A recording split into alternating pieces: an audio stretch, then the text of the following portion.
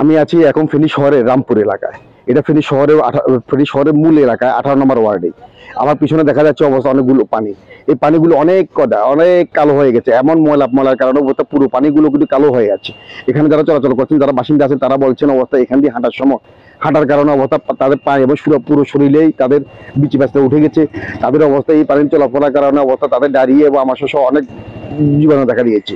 Actually অবস্থা আমাদের এই খালগুলো সংকীর্ণ হওয়ার কারণে, ছোট হয়ে যাওয়ার কারণেই, এই খালগুলো দখল করে অবস্থায় ছোট ছোট কালভার্ট করার কারণে অবস্থা এখানে জলাবদ্ধতার সৃষ্টি হয়েছে।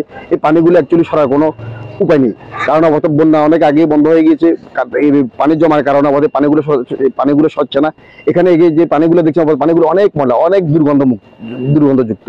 এই দুর্গন্ধের কারণে অবস্থা তারা বাসা বাড়িতে থাকতে পারছে না।